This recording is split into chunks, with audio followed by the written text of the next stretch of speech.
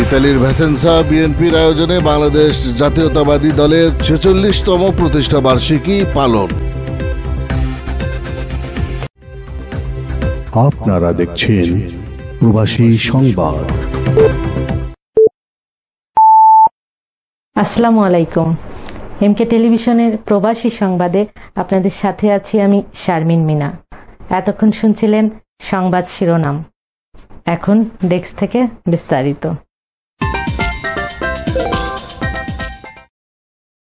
বাংলাদেশ জাতীয়তাবাদী দল বিএনপির ৪৬তম প্রতিষ্ঠা বার্ষিকী উপলক্ষে আলোচনা ও দোয়ার আয়োজন করে ইতালি সহ ভেসেন্সার বিএনপি। প্রতিষ্ঠা বার্ষিকী উপলক্ষে দলের প্রতিষ্ঠাতা শহীদ রাষ্ট্রপতি জিয়াউর রহমানের আত্মার মাগফেরাত, ছাত্র জনতার গণ অভ্যর্থনের সকল শহীদের মাগফেরাত, দেশনেত্রী বেগম খালেদা জিয়ার আশুরোগ মুক্তি, তারুণ্যের অহংকার, আগামী দিনের রাষ্ট্রনায়ক তারেক রহমানের সুস্বাস্থ্য এবং দেশের বন্যা দুর্গত মানুষের জন্য ভেসেন্সার স্থানীয় এক মসজিদে দোয়া ও মিলাদ মাহফিল অনুষ্ঠিত হয়। মসজিদের ইমাম দোয়া পরিচালনা করেন।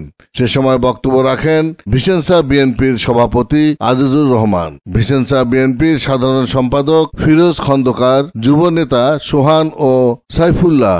ভিসেন্সা বিএনপির উপদেষ্টা মণ্ডলীর মধ্যে উপস্থিত ছিলেন সিরাজুল ইসলাম সিরাজ, মঞ্জুর আহমেদ জুয়েল, সম্মানিত প্রথম সদস্য ভিসেন্সা বিএনপির মাসুদ মোরল, সাবেক যুগ্ম সাধারণ সম্পাদক ভিসেন্সা বিএনপির আব্দুল রাজ্জাক, সাংগঠনিক সম্পাদক কবির হোসেন, প্রথম যুগ্ম সাধারণ সম্পাদক ভিসেন্সা বিএনপির নিজামুল হক সেলিম সহ সভাপতি ভিসেন্সা বিএনপি সহ আরো অনেকে। দোয়া ও মিলাদ মাহফিলের প্রায় ৩ শতাধিক নেতা কর্মী অংশগ্রহণ করেন। এছাড়াও ভিসেন্সায় বসবাসরত প্রবাসী বাংলাদেশি গণ্যমান্য ব্যক্তিবর্গ উপস্থিত ছিলেন।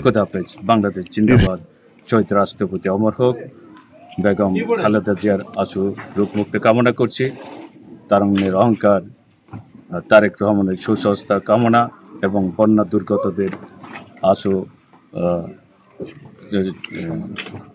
সুসমাধানের জন্য সরকার এবং আমাদের পক্ষ থেকে সুষ্ঠু সমাধানের আহ্বান জানিয়ে আমার বক্তব্য শেষ করছি।